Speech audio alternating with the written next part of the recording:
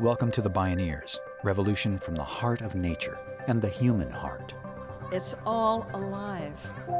It's all connected. It's all intelligent. It's all relatives.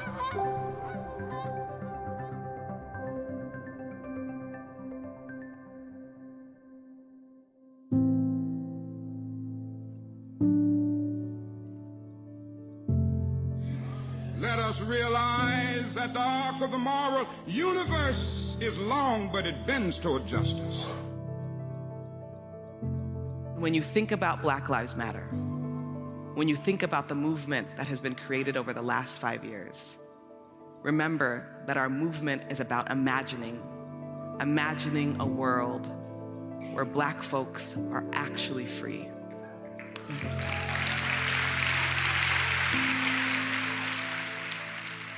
On this program, Patrisse Cullors, one of the co-founders of Black Lives Matter, tells the story of the birth of this powerful movement for racial justice and shares her vision of a world where Black people are actually free, a world that we all deserve to live in. This is Bending Toward Justice, the Arc of Black Lives Matter, with Patrisse Cullors. I'm Neil Harvey. I'll be your host. Welcome to the Bioneers, revolution from the heart of nature.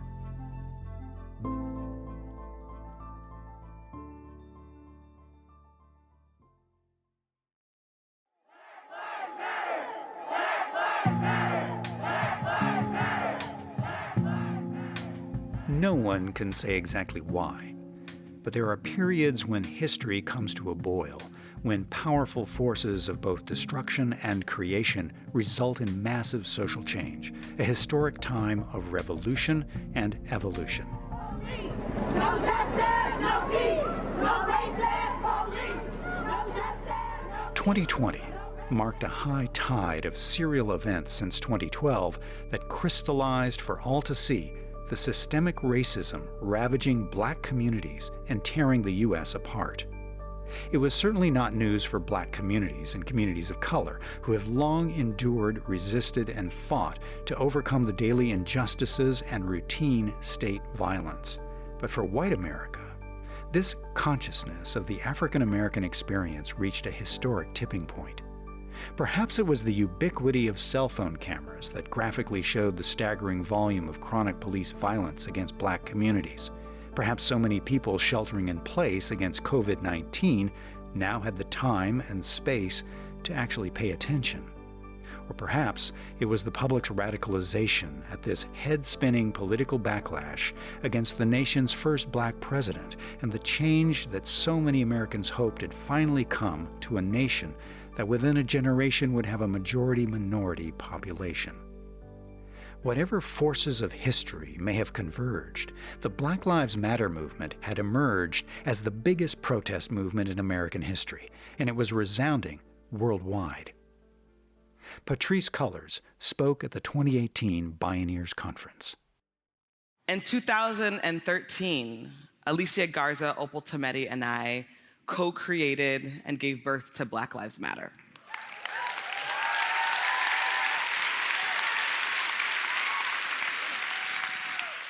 We were super clear on a few things. One, this movement wasn't a movement about Black Americans only. This movement was a global movement, and that it was incredibly important that we connected ourselves to a larger diaspora, because anti-Black racism isn't a US phenomenon. It is a global phenomenon. The second thing is we were super clear that Black Lives Matter was about all Black lives. It was about Black women, Black queer folks, Black trans folks, Black people with convictions, Black people who are incarcerated, Black people with disabilities. We were not building a movement just for heterosexual cis Black men.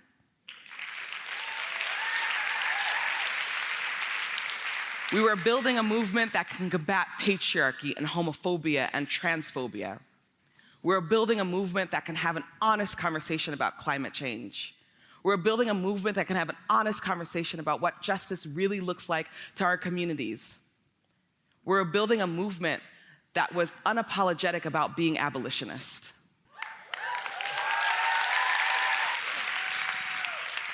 And When we created Black Lives Matter, we weren't on a conference call. We weren't in an organizing strategy meeting. Each of us were in separate places, watching the verdict of George Zimmerman. We all remember that day, July 13th, 2013, waiting to hear for some sort of justice for Trayvon Martin, and really some sort of justice for Black people, here in the US, but also around the world. And instead, what we received was not guilty verdicts. Over and over again, I read on my social media feed, not guilty, and eventually not guilty of all charges. Patrisse Cullors had long been working as an organizer to end mass incarceration and state violence against Black Americans. She founded the group Dignity and Power Now to bring forth a truly restorative justice, to create both justice and healing for incarcerated African Americans, their families and communities, and to change the structural inequality baked into the system itself. A year into that work, the murder of Trayvon Martin shocked the nation. Just 17, the Black boy was killed because he looked, quote, suspicious to an armed neighborhood watchman, George Zimmerman, even though Martin had nothing on him except a pack of Skittles and an iced tea from a walk to his local store. And I was sitting in Susanville, a small prison town, 11 hours north from Los Angeles, visiting one of my mentees who actually just received 10 years, 85% time for never harming a human being. And I'm watching this verdict of someone that we know killed this little boy. There was no question about that. And then also sitting in this prison town, knowing that my mentee deserved to be free. And I had this moment of first shock, second rage, third despair, and then fourth, what are we going to do about it?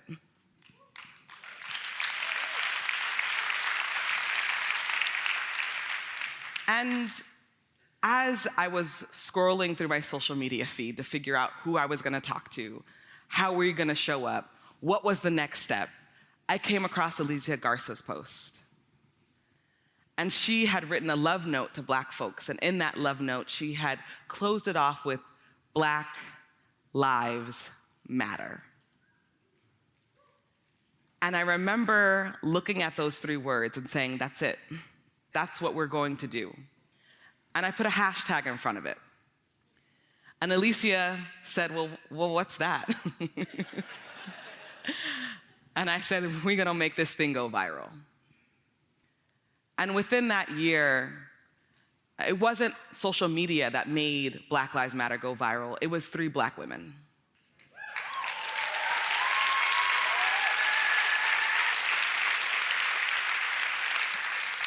It was Black women and the community of Black women and queer folks and trans folks that believed in those 3 letters, believed it so deeply and so profoundly, and we organized around it. We showed up for it. We talked to people about it. We talked to our own family members about it. And I remember that first year, right? That was the year that Obama was in office. And many folks said, well, we don't need Black Lives Matter. Why would you say that? Well, you have your Black president. It's all over, guys. And our response was, we need Black Lives Matter more than ever. The ground truth was that the U.S. was not remotely a post-racial society. Instead, the election of Barack Obama had ignited a brutal racist backlash. In 2014, during Obama's second term, in Ferguson, Missouri, a white police officer named Darren Wilson fatally shot Michael Brown Jr., another young Black man, who, like Trayvon Martin, was unarmed.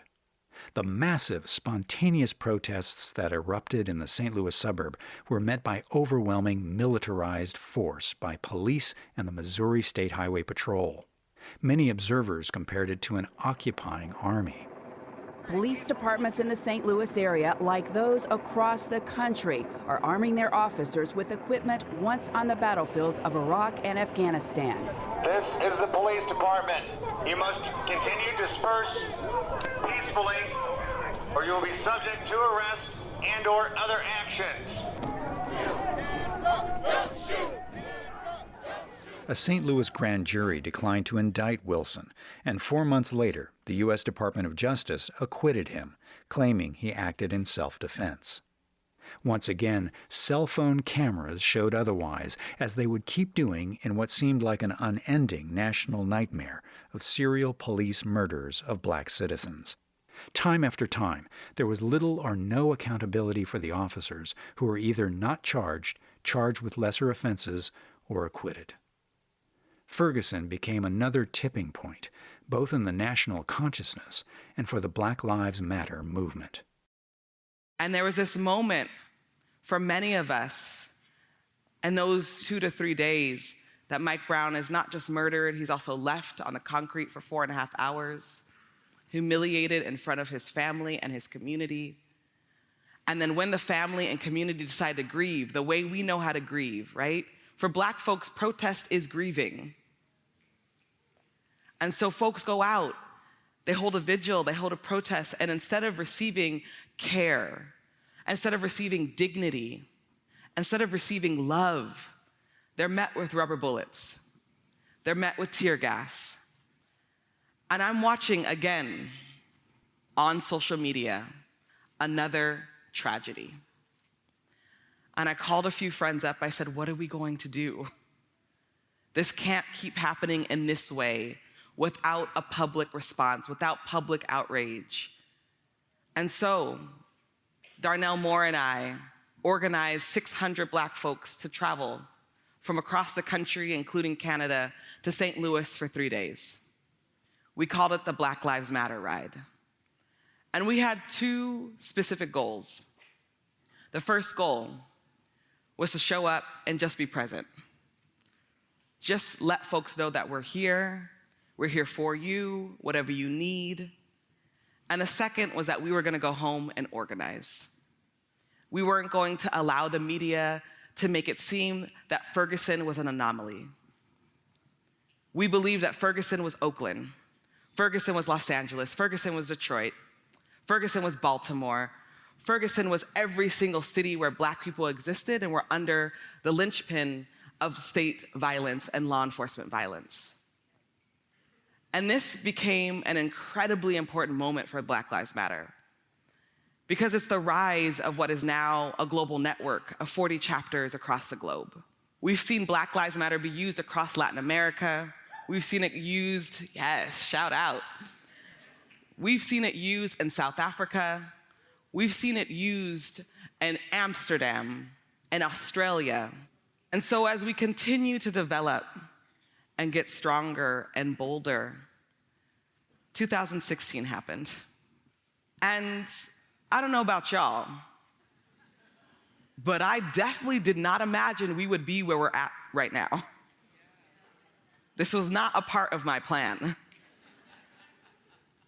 And so as I sat in 2016, sitting, watching the news with friends, praying for a different outcome. And I remember 45, because I don't say his name,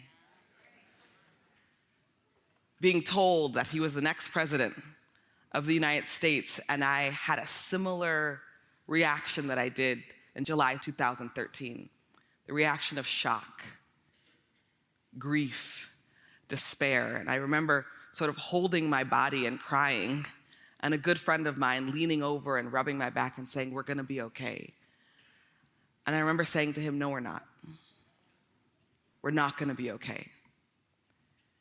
And I started to plot my escape from the US. No lie, y'all. Really and truly started to look up other places. Where am I gonna take me and my 2.5-year-old? What? It's a wrap. And I'm an organizer, born and raised an organizer. So that was like a couple weeks of me going down a rabbit hole of trying to escape. and rather quickly pulled myself back up and said, all right, it's time to fight. It's time to fight.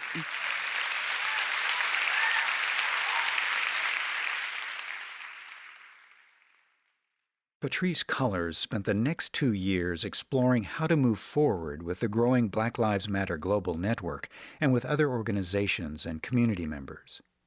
In 2018, she published her best-selling book, When They Call You a Terrorist, a Black Lives Matter memoir, where she described the impact state violence has had on her life.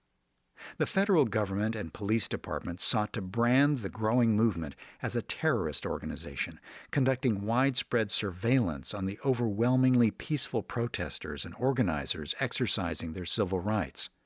It was a well-worn playbook reminiscent of the 1960s, when FBI Director J. Edgar Hoover labeled the Black Panthers a terrorist organization and brought the full force of militarized federal repression against black activists as well as their white allies, planting provocateurs and carrying out political murders.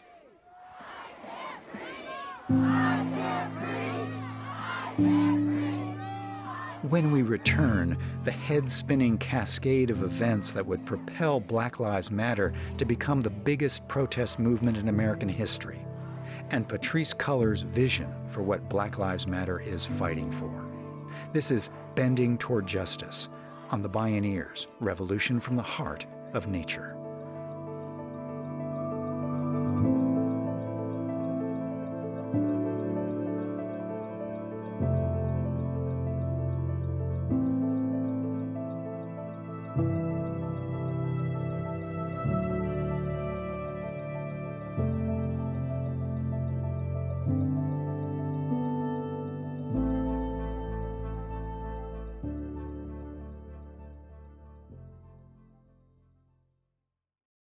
You can explore more Bioneers radio programs, podcasts, and videos online, and learn about the National Bioneers Conference at bioneers.org or call 1-877-BIONEER.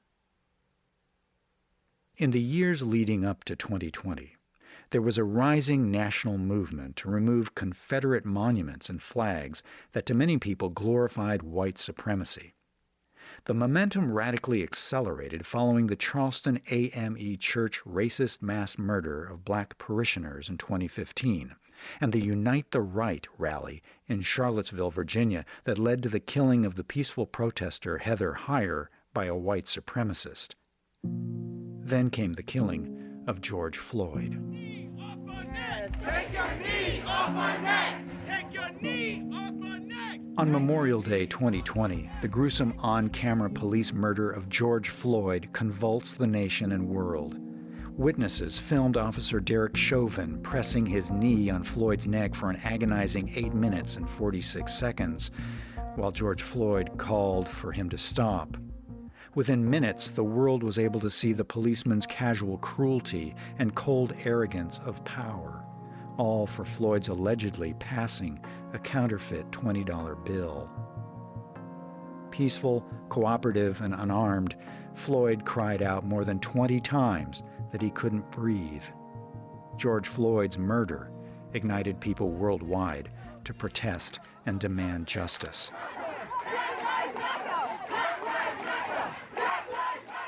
Patrisse Cullors spoke at a rally in Los Angeles. We're living in the middle of an uprising. 35 cities yesterday and counting are uprising. We are uprising not just for Black death. Let's be real clear. We are uprising for Black life. Somewhere between 15 to 26 million people took to the streets in the U.S. Polls estimated 104 million Americans now voiced their support for Black Lives Matter. They came from all walks of life and generations.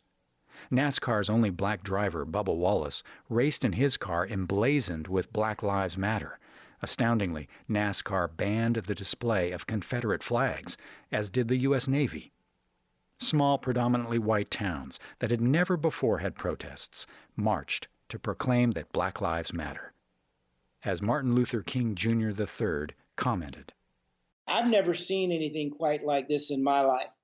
We've never seen a large number of white people who are taking a knee and apologizing for 400 years of mistreatment of Black people. So there's a different energy this time than ever before. The demands were no longer only for police accountability or getting rid of so-called bad apples. Where just a few years earlier, the term systemic racism had been confined to activists and academics, now it was center stage everywhere. Patrisse Cullors and others called on cities to shift a proportion of funds away from law enforcement and toward essential social services that are often underfunded. She discussed the issue with NBC's late-night host, Seth Meyers. If anybody has time, they should look at their city budget. It's public. And what they'll come to realize across every major city, and I argue small cities as well, the majority of the budgets are made up as a law enforcement budget. And what we start to realize so much in our communities that are divested from, that have little access to healthcare, educational opportunities, access to jobs and healthy food, is that our city governments are using our tax dollars to primarily pay for an economy of punishment over an economy of care. The city of Los Angeles reallocated $150 million of the LAPD's $2 billion budget to provide services and programs for communities of color, including a youth summer jobs program. Other cities followed suit. The new trajectory was toward addressing grave economic injustice and to create jobs, businesses, housing, social services, education, health care, and mental health care. When Patrisse Cullors spoke at the Bioneers conference in 2018, she couldn't have known all this was about to unfold. But that didn't matter. She did know. She had to bend the arc toward justice and the centuries-long lineage of the fierce struggle by Black people and their allies for freedom, equal rights, and equal justice all over the world. She had a vision not only that this kind of transformation was possible, but that so much more was possible. How do we, yes, respond to the terrible, terrible crimes against humanity? And yet also, how do we build a vision? A vision where we can imagine Black people living, Black people thriving, where part of the work that we're doing is not just responding to our death, not just responding to the harm against us, but actually developing something that has the ability to raise my child, to raise my child's child, and his children's children. And what does that vision actually look like? What does it feel like? What does it smell like? What does it sound like? Part of our work, all of us in this room, is not just about tearing things down. We know that. But what are we building? And what are we building towards? And so I just want to ask the audience for a couple minutes to humor me. Close your eyes. Put your hands on your legs or beside you. And take a moment to imagine that we are living in a different time. To imagine that we are living in a moment where all of our needs are met. Every single human being that we interact with is not suffering. Instead, we are led with joy. And take it a step further and imagine what you would want your community to look like, what it would sound like. Listen to those sounds. Honor them. And take it a step further and imagine what would be built around your community. Imagine that every single jail and prison no longer has a place there. And instead, there are homes for everyone, community for everyone, good, healthy food for everyone. And take it a step further. and imagine that healthcare is no longer a big business. That we have now entered a world where we get our physical and emotional and spiritual needs met.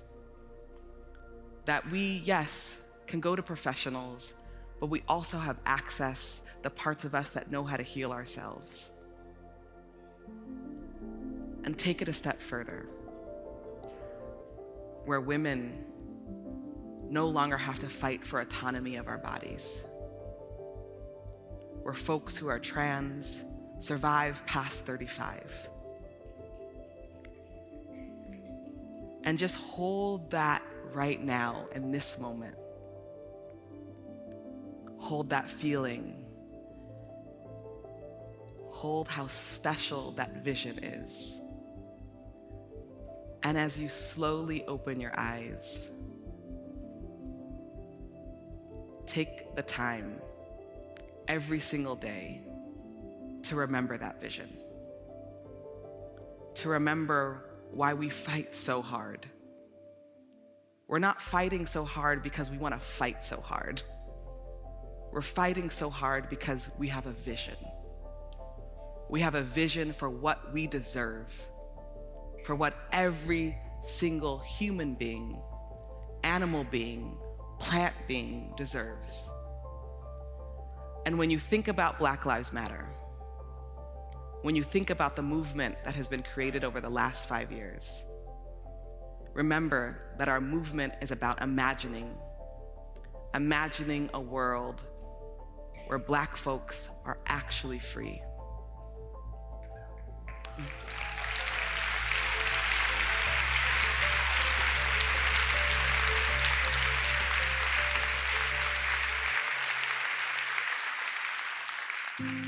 Imagining a world where the word poverty is a past tense.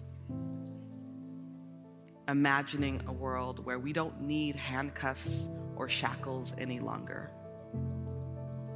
Imagining a world that we all deserve to live in. Thank you so much, Bioneers. Ashe.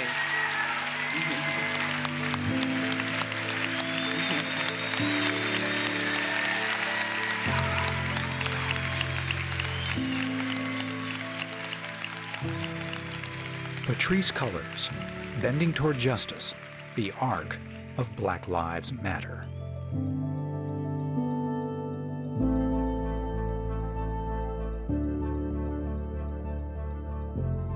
To explore more Bioneers radio programs, podcasts, and videos, visit Bioneers.org.